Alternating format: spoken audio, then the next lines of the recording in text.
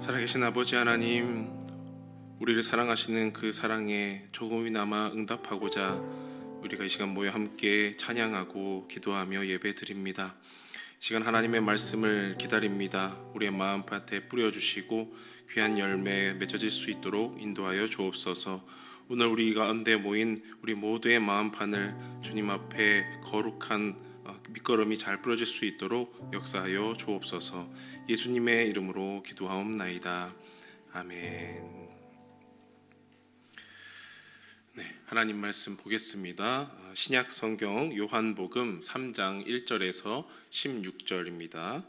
요한복음 3장 1절에서 16절 말씀 우리 한 절씩 교독하고요. 16절은 같이 읽겠습니다. 그런데 바리새인 중에 니고데모라 하는 사람이 있으니 유대인의 지도자라. 그가 밤에 예수께 와서 이르되 랍비여, 우리가 당신은 하나님께로부터 오신 선생인 줄 아나이다. 하나님이 함께 하시지 아니하시면 당신이 행하시는 이 표적을 아무도 할 수 없음이니이다.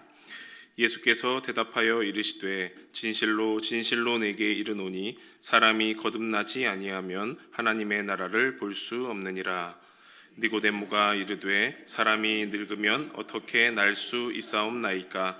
두 번째 모태에 들어갔다가 날 수 있사옵나이까? 예수께서 대답하시되 진실로 진실로 내게 이르노니 사람이 물과 성령으로 나지 아니하면 하나님의 나라에 들어갈 수 없느니라. 육으로 난 것은 육이요 영으로 난 것은 영이니 내가 네게 거듭나야 하겠다 하는 말을 놀랍게 여기지 말라. 바람이 임의로 불매 네가 그 소리는 들어도 어디서 와서 어디로 가는지 알지 못하나니 성령으로 난 사람도 다 그러하니라. 니고데모가 대답하여 이르되 어찌 그러한 일이 있을 수 있나이까? 예수께서 그에게 대답하여 이르시되 너는 이스라엘의 선생으로서 이러한 것들을 알지 못하느냐? 진실로 진실로 내게 이르노니 우리는 아는 것을 말하고 본 것을 증언하노라. 그러나 너희가 우리의 증언을 받지 아니하는도다. 내가 땅의 일을 말하여도 너희가 믿지 아니하거든. 하물며 하늘의 일을 말하면 어떻게 믿겠느냐? 하늘에서 내려온 자 곧 인자 외에는 하늘에 올라간 자가 없느니라. 모세가 광야에서 뱀을 든 것 같이 인자도 들려야 하리니 이는 그를 믿는 자마다 영생을 얻게 하려 하심이니라. 하나님이 세상을 이처럼 사랑하사 독생자를 주셨으니 이는 그를 믿는 자마다 멸망하지 않고 영생을 얻게 하려 하심이라. 아멘. 네, 반갑습니다, 여러분. 네, 좀 다 뒤에만 계신 것 같아요. 앞으로 오셔도 더 좋습니다. 요새 날씨를 보니까 일교차가 한 10도 정도 되더라고요. 낮에는 좀 그런 대로 이제 봄이 왔나 싶기도 한데 이제 아침 저녁으로는 바람이 좀 찬 것 같습니다. 모두 감기 조심하시고 건강하시면 좋겠습니다. 제가 건강해야 하는 이유를 자주 설명드렸던 것 같아요. 우리가 건강해야 하는 이유는 하나님 앞에 예배하기 위해서, 하나님 앞에 더 가까이 나아가기 위해서입니다. 그래서 건강하시면 좋겠습니다. 네, 지난 월요일의 일이었습니다.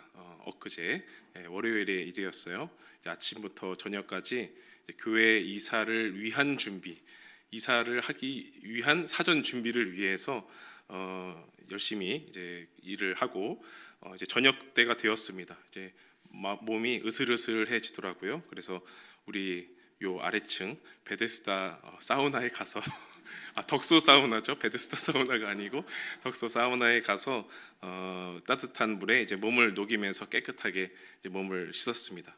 근데 저기 보니까 벨이 하나 있더라고요. 띵동 누르는 벨이 하나 있어요. 그 벨을 누르면 이제 누가 옵니다. 누가 오시는지 아세요? 전혀 모르시나요? 새신사님이 오십니다. 그 벨을 띵동 누르면 이제 저 밖에서 새신사님이 들어오십니다. 그래서 오늘은 도저히 안 되겠다, 한번 해야 되겠다. 그래서 벨을 눌렀습니다. 그러니까 저보다 옷을 하나 더 걸친 새신사님이 이제 당당하게 들어오셔서 누우시라고 이제 했습니다. 그래서 침대에 누워서 이제 새신을 봤는데요. 굉장히 좀 굉장히 이렇게 아주 재밌는 상황이지 않습니까? 그 상황 자체가. 그런데 세신사님이 이런저런 질문을 하시는 거예요. 누워 있는 저한테 처음 오셨나요? 이렇게 물어보셨습니다. 이사 오셨나요? 물어보십니다. 그 짧은 시간 속에서 한 1, 2초 되는 그 시간 속에서 정말 많은 생각들이 들었습니다. 목사라고 얘기를 해야 하나? 아닙니다. 위층에 이사 왔습니다라고 해야 하나? 많은 고민들이 들다가 오랜만에 왔습니다. 이렇게 얘기했습니다. 오랜만에. 사실이기도 했습니다. 오랜만에 온 거니까. 그랬더니 세신사님이 예 하면서 이제 계속 작업이 진행됐습니다. 그래서 저는 오랜만에 이제 때밀러 온 사람이 되었는데요. 이렇게 대화라고는 전혀 예상하지 못했던 그런 상황 속에서 이제 그런 일을 겪으면서 요거는 내가 설교할 때 꼭 얘기해야 되겠다 이런 생각이 들었어요. 이제 그 작업 중에 이제 중요한 일이 있습니다. 바로 이제 제 왼편을 세신을 해 나갈 때에 저에게 필요한 자세들이 있습니다. 뭐 손가락은 이렇게 하시고 발 모양은 이렇게 하시고 이제 그런 자세들이 있는데 반대편을 받을 때 그 자세를 잘 기억했다가 그대로 해야 되는 거예요. 손가락을 벌려야 되는데 오므리면 안 되고 발 모양을 이렇게 해야 되고 이제 그런 세신의 순서, 세신사님의 이제 루틴이 있는 거죠. 물론 반대편의 동작을 잘 못한다고 해서 혼나지는 않습니다. 그러나 세신사님이 이제 친절하게 교정을 해주시면서 잘 마쳤습니다. 이렇게 침대에 누웠다가 엎드렸다가 하면서 세신사님이 질문을 수시로 하셨습니다. 아프면 말씀하세요. 아프시지 않나요? 굉장히 젠틀하게 수시로 물어보셨어요. 그런데 저는 눈만 이렇게 지그시 감고 있고 전혀 이 대화에 대한 예상을 못했기 때문에 네? 하면서 수시로 네? 뭐라고요? 라고 이렇게 몇 번 되물었습니다. 그 목욕탕이 이제 대화하는 장소는 아니지 않습니까? 제가 뭐 성도님을 만나서 신방하는 자리도 더더욱 아니고요. 그래서 뭐라 하시는데 잘 못 알아듣겠더라고요. 아마 제 마음속에 이 말을 들으려는 준비도 잘 안 되어 있고 환경도 적합하지 않아서 그랬던 것 같습니다. 이런 이제 재미있는 상황이 있었는데 더 재미있는 상황은 제가 끝에 한 번 더 들려드리겠습니다. 여러분들은 평소에 어떤 장소에서 또 어떤 사람들과 대화를 나누고 계십니까? 가정에서 또 직장에서 또 교회에서 이런저런 일들로 만나는 사람들과 어떤 대화를 하고 계시는지 질문을 드려봅니다. 또 사람들과 대화를 나눌 때 어떤 마음으로 또 어떤 목적으로 또 대화 후에는 어떤 느낌이 남아 있는지도 한번 궁금합니다. 대화라는 말의 뜻을 보면 마주 대하여 이야기를 주고받는다. 또 그 이야기를 말합니다. 서로 마주 보면서 이야기를 주거니 받거니 하면서 말을 섞는 것이죠. 누군가가 질문을 할 수도 있고 또 자신의 생각을 그저 말할 수도 있습니다. 그러면 듣는 사람은 어떻게 해야 될까요? 그 말을 잘 경청하고 그 말에 맞는 대답을 해야 되겠죠. 그래야 서로 마주보며 말하는 대화라고 할 수 있겠습니다. 만약 내 말을 내가 질문을 했든지 나의 독백을 상대방이 전혀 이해하지 못하고 생뚱맞은 말을 한다면 마주보며 나누는 이야기, 대화라고는 할 수 없겠죠. 그래서 대화할 때는 내가 얼마나 말을 잘 하느냐도 중요하겠지만 상대방의 말을 얼마나 잘 들어주느냐도 중요합니다. 상대방의 말을 잘 들어주고 끝까지 잘 들어주고 그 의도를 잘 파악하고 그 뜻에 맞게 서로 이야기를 나눈다면 그것은 정말 서로가 원하는 그런 원하고 바라는 대화라고 할 수 있겠습니다. 오늘 본문을 보면요, 요한복음에서 나오는 예수님과 니고데모의 대화라고 나옵니다. 니고데모는 유대인 중에서도 바리새인으로 종교 지도자 그룹에 속한 사람이죠. 요한복음에서는 자주 이 유대인을 예수님의 적대자로 표현합니다. 요한복음에서 유대인이라고 나왔다면 거의 10중 8구 예수님을 잡으려는 사람들, 예수님을 핍박하는 사람들로 표현되죠. 그런데 아이러니하게도 예수님도 마찬가지로 유대인입니다. 그렇죠? 그러니까 같은 혈통끼리, 같은 혈족인 그 유대인끼리 너는 나와 다르기에 또 너는 틀리기에 바리새인들이 유대인들이 예수님을 핍박했던 것이죠. 우리가 잘 아는 요한복음 5장에도 보면 예수님께서 베데스다 연못에서 38년 된 병자를 고치셨습니다. 그때에 예수님을 죽이려고 하는 유대인들의 모습이 나오는데요. 요한복음 5장 17절 18절 말씀 읽어드리겠습니다. 예수께서 그들에게 이르시되 내 아버지께서 이제까지 일하시니 나도 일한다 하시매 유대인들이 이로 말미암아 더욱 예수를 죽이고자 하니 이는 안식일을 범할 뿐만 아니라 하나님을 자기의 친아버지라 하여 자기를 하나님과 동등으로 삼으심이로라.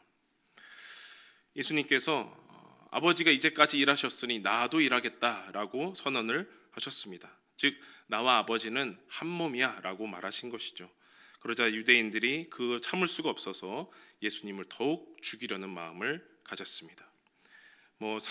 성전을 3일 만에 다시 짓겠다, 안식일에 걸어가라 라고 하는 것들도 다 율법의 위반사항이지만 무엇보다도 자신을 하나님의 아들로 하나님과 한 몸으로 선언하는 것을 유대인들은 참을 수가 없었습니다. 그러한 유대인들 그리고 바리새인인 이 니고데모가 밤에 예수님을 찾아온 것이죠.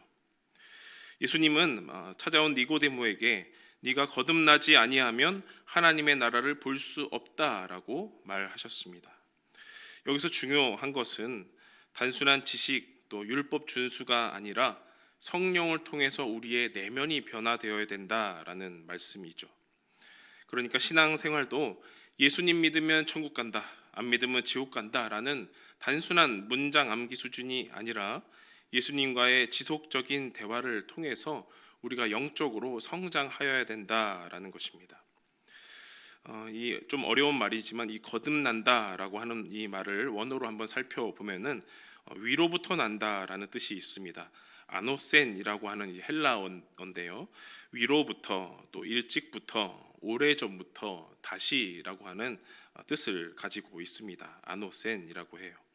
그러니까 거듭나지 아니하면 하나님 나라를 볼 수 없느니라라는 이 예수님 말씀은 위로부터 나지 아니하면 오래전부터 다시 태어나지 아니하면 하나님의 나라를 볼 수 없다라는 말씀이죠.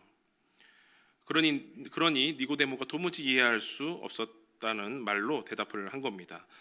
요한복음 3장 4절 말씀을 보면 니고데모가 이르되 사람이 늙으면 어떻게 날 수 있사옵나이까? 두 번째 모태에 들어갔다가 날 수 있사옵나이까? 같은 이 단어 아노센을 듣고도 니고데모는 다시 태어나는 것만 생각을 했습니다. 그러나 예수님의 의도는 무엇일까요? 다시 태어나는 것입니까? 아니면 위로부터 태어나는 것입니까? 모태에 다시 들어갔다 나오라 라는 말씀이 아니라 위로부터 태어나야 한다, 근원부터 태초부터 태어나야 한다라는 말씀입니다. 그러면 이 땅에 위로부터 태어나신 사람이 또 있을까요? 바로 참 신이자 참 인간이신 이 땅에 성육신하신 예수님밖에 없습니다. 그러니까 위로부터 태어나지 않으면 하나님 나라를 볼 수 없다는 이 말씀은 예수님을 통하지 않고는 하나님 나라를 볼 수 없다는 말과 같은 것입니다. 요한복음 1장 1절 그리고 14절 말씀 우리 함께 읽어보겠습니다. 함께 시작. 태초에 말씀이 계시니라. 이 말씀이 하나님과 함께 계셨으니 이 말씀은 곧 하나님이시니라. 말씀이 육신이 되어 우리 가운데 거하심에 우리가 그의 영광을 보니 아버지의 독생자의 영광이요 은혜와 진리가 충만하더라. 아멘. 태초부터 하나님과 함께 계신 예수님께서 육신이 되셔서 우리 가운데 오셨습니다. 위로부터 나신 예수님의 영광을 보니 은혜와 진리가 충만한 하나님의 나라를 볼 수 있게 되었습니다. 예수님께서 말씀하신 이 아노센의 의미는 이렇게 태초까지 거슬러서 해석되어야 합니다. 한편 니고데모에게 있어서 이 거듭난다라는 것은 늙어가는 사람이 다시 태어나야 한다라는 생뚱맞은 말로 들렸습니다. 예수님의 말을 뜻을 전혀 이해하지 못한 것이죠. 대화가 되지 않은 상황 속에서 예수님이 다시 한번 말씀하십니다. 7절 8절 말씀 보면 내가 네게 거듭나야 하겠다 하는 말을 놀랍게 여기지 말라. 바람이 임의로 불매 네가 그 소리는 들어도 어디서 와서 어디로 가는지 알지 못하나니 성령으로 난 사람도 다 그러하니라. 거듭나야 한다는 말, 즉 위로부터 나야 한다는 말을 놀랍게 여기지 말라라는 겁니다. 그러면서 위로부터 난 사람을 성령으로 난 사람이라고 말씀하십니다. 다시 모태에 들어갔다가 나오는 것보다 더 신비로운 사람, 마치 그 사람은 바람이 이게 어디서부터 불어오는지 어디로 흘러가는지 알 수 없는 것처럼 도무지 모르게 알쏭달쏭한 그 사람, 바로 그 사람이 성령으로 난 사람입니다. 도무지 세상에 감당하지 못하는 사람, 세상의 논리로는 이해할 수 없는 그 사람, 세상의 가치와는 대화가 안 통하는 사람, 예수님은 니고데모가 그런 성령으로 태어난 사람이 되기를 바라신 것이죠. 사랑하는 여러분, 위로부터 태어난 사람, 또 성령으로 난 사람이 되고 싶으십니까? 아멘 하셨죠? 그런데 그렇게 하면 이 사람들의 인정을 받기가 어렵습니다. 왜냐하면 대화가 잘 안 통하거든요. 세상의 가치를 추구하는 사람들 속에서 그것을 외면해야 하기 때문입니다. 예전에는 어떻게 살았는지 모르지만 이제는 마치 나는 원래 그랬던 사람이 아니야 라고 하는 것처럼 살아야 합니다. 사람들은 이렇게 여길 것입니다. 너 새삼스럽게 왜 그러냐? 엄마 뱃속에 다시 들어갔다 나왔냐? 라고 여길 것입니다. 신비함보다도 어리석게 여길 만큼 새로운 사람이 바로 위로부터 태어난 사람, 성령으로 난 사람입니다. 예수님의 인정을 받으면서 세상의 인정까지 받기란 참 어려운 일입니다. 우리는 기도하면서 세상의 여러 고난 속에서 예수님 조금만 더 도와주셔서 슬기롭게 헤쳐나가게 하옵소서, 주님 이 한 고비만 넘게 하옵소서, 그렇게 해주시기만 한다면 제가 이러이러한 일을 더 열심히 하겠습니다 라고 서원하듯이 기도드립니다. 그러면서 더 기도하기는 다시는 이런 고난 재앙 내 삶에 틈타지 않도록 역사하여 주옵소서라고 기도도 합니다. 그런데요, 우리의 인생을 보면 과연 아무런 고난이 없다면, 아무런 고난만 없다면 주님의 뜻을 따르며 우리가 살 수 있을까요? 성령으로 태어난 사람처럼 살 수 있겠냐라는 질문입니다. 어떤 사람이 이 애벌레가 나비가 되는 과정을 유심히 관찰했습니다. 이제 애벌레가 번데기가 되고 번데기에서 나오려는 그 과정도 열심히 봤습니다. 이제 애벌레가 번데기 그 껍질에서 나오기 위해서 막 몸부림을 치는 거죠. 근데 그 모습을 보다가 너무나 안쓰러워서 그 탈피하는 것을 이렇게 저렇게 도와주었습니다. 그렇게 애벌레가 번데기에서 나와서 나비가 되었는데 어떻게 되었을까요? 하늘을 날지 못했다고 합니다. 왜냐하면 번데기에서 나오는 그 힘든 과정이 생략되었기 때문이죠. 애벌레가 바깥을 나오려고 하는 그 힘든 몸짓이 나비의 날개를 강하게 만들어주기 때문입니다. 사랑하는 여러분, 하나님 앞에서 거듭나는 것은 나비가 날개를 펼칠 때처럼 아주 고된 여정입니다. 마치 몸에 좋지만 쓰디쓴 약처럼 우리에게 필요하면 겪어야만 하는 그런 과정입니다. 바리새인이었던 유대인이었던 이 니고데모도 아닌 밤중에 예수님을 찾아오는 것, 그 발걸음 얼마나 쓰디쓴 발걸음이었을까요? 하나님 앞에 얼마나 고민이 많았길래 아무도 못 알아보는 밤중에 몰래 예수님을 찾아왔을까요? 그 감정을 한번 느껴보려 합니다. 3장 2절의 말씀 보면요, 그가 밤에 예수께 와서 이르되 라삐여, 우리가 당신은 하나님께로부터 오신 선생인 줄 아나이다. 하나님이 함께 하시지 아니하시면 당신이 행하시는 이 표적을 아무도 할 수 없음이니이다. 바리새인 니고데모는 예수님께서 요한복음 2장에서 가나의 혼인잔치에서 벌이신 그 표적을 보았습니다. 물로 된 포도주 사건을 보고 이 예수라는 선생님은 하나님께로부터 오셨구나, 하나님이 함께 하시는 분이구나 라고 느꼈습니다. 이 니고데모의 이 첫 대사로부터 자신의 입으로 예수님을 향한 마음을 자신도 모르게 고백하는 것이죠. 예수님은 하나님께로부터 오신 분이시다. 예수님은 위로부터 나신 분이시다라는 겁니다. 그러고 보니까 예수님은 이 니고데모의 질문을 가지고 이제 살짝 돌려서 대답을 이렇게 해 주셨습니다. 내가 하나님께로부터 온 선생님이라고 누구든지 위로부터 괄호 열고 다시 태어나지 않으면 하나님 나라를 볼 수 없느니라. 짤막한 대화지만 아주 곱씹을수록 재미있는 대화입니다. 꼭 말꼬리를 잡는 퀴즈처럼 예수님은 니고데모의 말을 잘 경청했다가 그 말을 통해서 하나님 나라를 드러내셨습니다. 그런데 아쉽게도 니고데모는 그 말을 단번에 이해하지 못했죠. 사람이 어떻게 늙은 뒤에 다시 태어나겠습니까? 어머니 뱃속에 다시 들어갔다 나올 수 없는 것 아니겠습니까? 라는 거죠. 두 번째로 모태에 들어갔다가 다시 태어나는 이 니고데모의 아주 상식적인 우문에 예수님은 다시금 알쏭달쏭한 현답을 내려주십니다. 3장 5절 말씀인데요. 우리 다 같이 읽어볼까요? 시작. 예수께서 대답하시되 진실로 진실로 내게 이르노니 사람이 물과 성령으로 나지 아니하면 하나님의 나라에 들어갈 수 없느니라. 물과 성령으로 난다라고 했습니다. 이것에 대해서 몇 가지 해석이 있습니다. 첫 번째는 출산할 때 이 터져 나오는 이 양수를 비유해서 이 물은 자연적인 출생을 의미한다라고도 하고요. 이 물은 기독교의 세례를 의미한다라고도 합니다.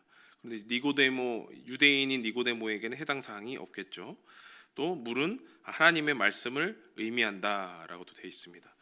요한복음 4장 7장에도 보면 이런 비유가 나오기는 합니다만 이 물과 성령으로 난다의 이제 가장 설득력 있는 해석은 물은 정결하게 하고 물과 성령은 정결하게 하고 변화를 일으키는 새로운 출생이라고 보는 것입니다. 정결하게 하고 변화를 일으키는 새로운 출생인 겁니다. 예수님은 유대인인 니고데모에게 작은 기대를 걸면서 이 말씀을 이해할 거라고 여기셨습니다. 그래서 물과 영을 함께 연결하는 이 구약의 배경을 마음에 품으셨는데요. 에스겔 36장 25절 26절 말씀을 보겠습니다. 제가 읽어드릴게요. 맑은 물을 너희에게 뿌려서 너희로 정결하게 하되 곧 너희 모든 더러운 것에서와 모든 우상 숭배에서 너희를 정결하게 할 것이며 또 새 영을 너희 속에 두고 새 마음을 너희에게 주되 너희 육신에서 굳은 마음을 제거하고 부드러운 마음을 줄 것이며. 맑은 물은 부정한 것을 씻어서 정결하게 합니다. 우리 안에 주신 새 영은 굳은 마음을 부드러운 마음으로 변화시키시고 또 주님의 말씀을 지켜서 행하게 합니다. 그래서 3장 5절의 예수님 말씀은 물과 성령으로 나지 않으면 정결하고 변화받은 새로운 태어남이 아니면 하나님의 나라에 들어갈 수 없다라는 말씀입니다. 이것은 전혀 놀라운 말씀이 아닙니다. 사람이 어찌 자연적인 출생을 2번, 3번 거듭한다고 하나님 나라에 들어갈 수 있겠습니까? 유대인에게 그리스도교의 세례를 또 준다고 해서 하나님 나라에 들어가겠습니까? 하나님께서 보내신 보혜사 성령의 운행으로 말미암아 회개함과 정결함의 역사가 일어나고 연약한 육신 속에 굳어버린 이 마음이 뜨거운 물에 다 녹아버리듯 부드러운 마음으로 주님을 영접한다면 에스겔이 말했던 여호와 삼마, 바로 그곳이 하나님께서 계신 하나님 나라인 것입니다.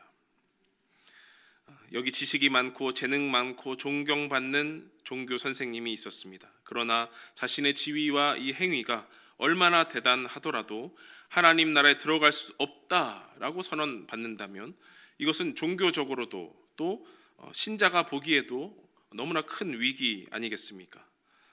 그렇다면 도대체 누가 하나님 나라에 들어갈 수 있단 말입니까? 그것이 가당한 말이겠습니까? 이렇게 땅에서도 일어나는 일을 이해할 수 없다 보니 니고데모는 하늘의 일도 알지 못했습니다. 거듭나야만 들어갈 수 있는 하나님 나라, 하나님이 통치하시는 이 생명 사건의 일을 니고데모는 아직 다 이해할 수 없었습니다.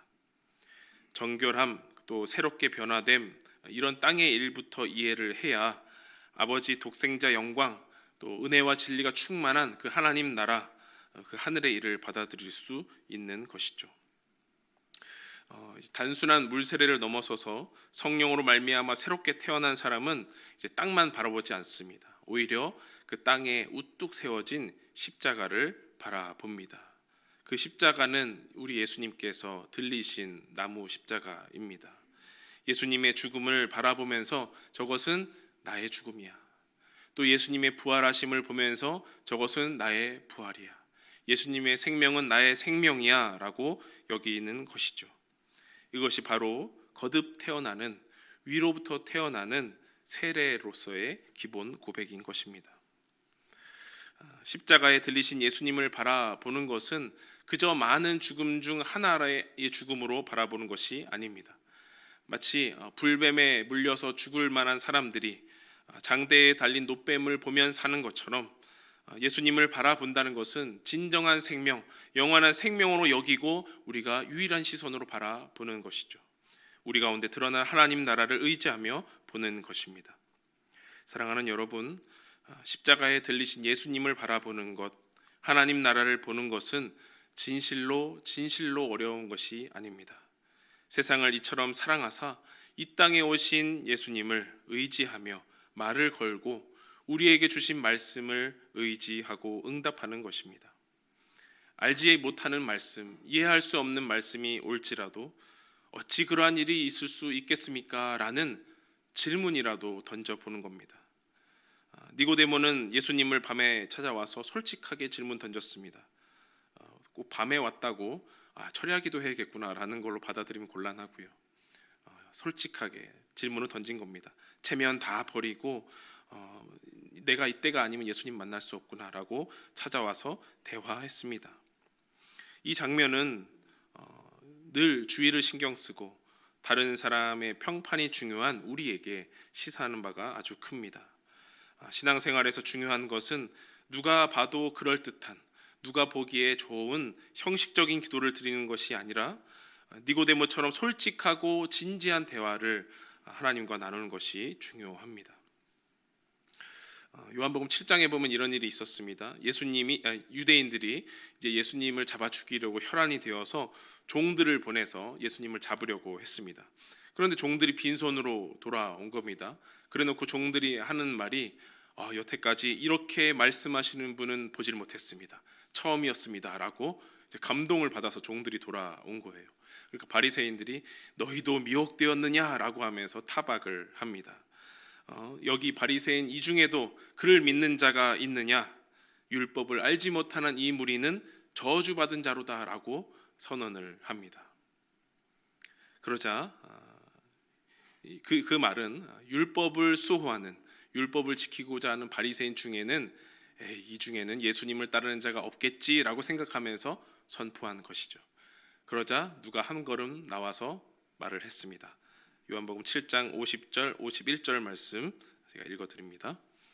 그 중에 한 사람 곧 전에 예수께 왔던 니고데모가 그들에게 말하되 우리 율법은 사람의 말을 듣고 그 행한 것을 알기 전에 심판하느냐라고 나서서 예수님을 담대하게 변호합니다.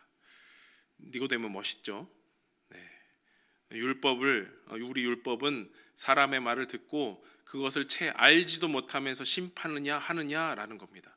마치 자신의 예전 모습을, 예수님 처음 만났던 그 모습을 생각하게 하는 것이죠. 물론 바리새인들은 계속해서 비아냥거립니다. 너도 갈릴리 출신이냐? 갈릴리에서 무슨 선지자가 나겠느냐 하면서 니고데모의 말을 듣지도 않습니다.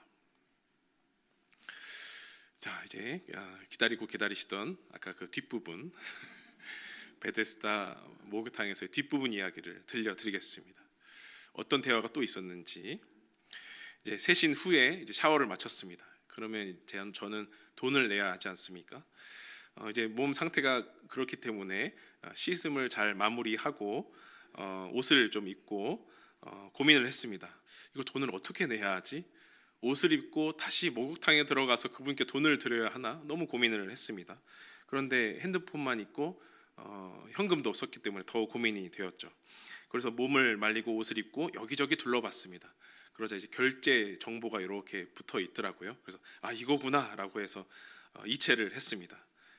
이제 띵띵띵 누르고 있는 중에 세신사님이 이제 나오셨습니다. 이제는 의상이 저보다는 이제 덜 걸치셨죠. 이제 역전된 상황에서 나오시더니 아니 거기 있는 줄 어떻게 아시고 이렇게 아셨나? 아주 센스 있으시구만 하고 말씀을 하셨습니다. 저는 또 그걸 또 못 알아듣고 네? 라고 질문을 했죠. 거기 계좌 알려드리려고 내가 지금 나왔는데 아주 센스 있으셔. 처음 왔는데 아주 센스 있으셔 라고 저에게 센스를 3번이나 날려주셨습니다. 그제야 저도 이제 알아듣고 웃으면서 감사합니다 라고 인사를 드렸습니다. 이제 뭐 오랜만이든 처음이든 처음 본 저에게 아주 센스 있다고 3번이나 날려주셨는데 저는 그래서 오랜만에 때밀러 왔다가 센스 있는 사람이 되었죠. 그렇게 올해 처음 이제 비교인으로부터 처음 칭찬을 받은 날이 그저께였습니다. 사랑하는 여러분, 우리가 예배를 드릴수록 또 기도할수록 말씀 들을수록 주님의 뜻을 잘 모르고 네 하면서 반문할 때가 많습니다. 아니면 이해하기 싫을 때도 많이 있습니다. 그러나 그럴수록 주님께 더 가까이 나아가시면 좋겠습니다. 틀려도 괜찮습니다. 한 번 더 물어보십시오. 주님, 이것이 주님의 뜻입니까? 물어보십시오. 때로는 이해하지 못할 응답으로 돌아올지라도 우리가 할 수 있는 가장 의미 있는 행동은 주님께 묻는 것입니다. 전혀 대화를 기대할 수 없는 자리에서 때로는 무슨 소린지 잘 알아듣지 못하는 그 자리일지라도 우리의 기대를 넘어서서 역사하시는 하나님을 우리는 믿습니다. 우리를 이처럼 사랑하시고 우리를 구원하시기 위해서 대화의 문을 활짝 열고 계신 주님 앞에 우리 모두 나아갑시다. 그리고 주님의 뜻을 기다리면서 그렇게 서로 대화하는 겁니다. 주님, 이것이 주님의 뜻입니까? 그렇다면 해보겠습니다. 그래, 너는 참 센스 있는 나의 제자구나. 오늘도 나와 이렇게 대화하자꾸나. 우리는 언제나 주님과의 대화가 필요합니다. 사랑이 많으신 우리 주님은 영원한 생명을 주시기 위해서 언제나 우리 앞에 마주하며 대화할 준비가 되어 있으십니다.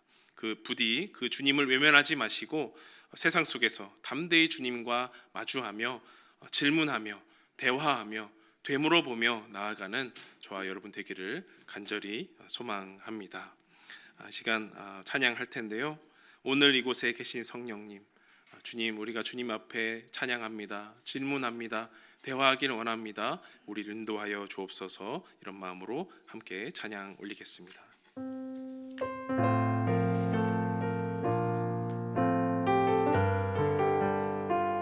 오늘 이곳에 계신 성령님,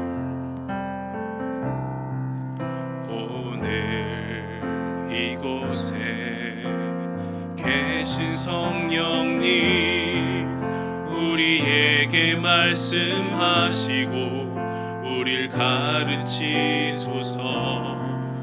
닫힌 우리 맘 열어주시고 주의 빛으로 밝혀 우릴 인도하소서. 오늘 이곳에 계신 성령님, 우리에게 말씀하시고 우릴 가르치소서. 닫힌 우리 맘 열어주시고 주의 빛으로 밝혀 우릴 인도하소서. 주님보다 앞서지 않고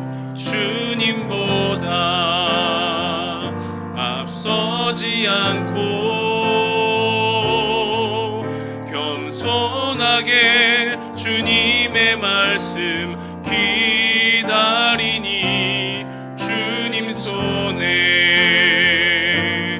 우릴 드립니다.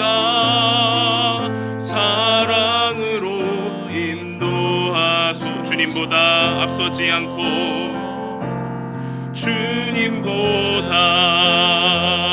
앞서지 않고 겸손 겸손하게 주님의 말씀 기다리니 주님 손에 우릴 드립니다. 사랑으로 마지막으로 주님보다 앞서지 않겠습니다. 주님보다 앞서지 않고 겸손하게 주님의 말씀 기다리니 주님 손에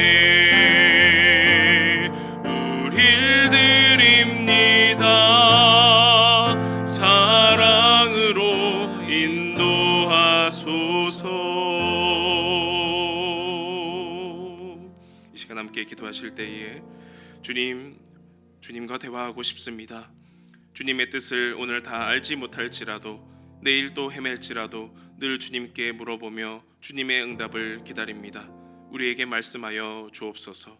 우리의 부족한 기도, 연약한 말, 우리의 어리석은 음성까지도 주님 잘 경청하여 주셔서 부디 하늘의 지혜로 주님의 마음으로 아버지의 마음으로 응답하여 달라고 이 시간 주님과 대화를 간절히 소망하며 간절히 주님 앞에 기도하겠습니다.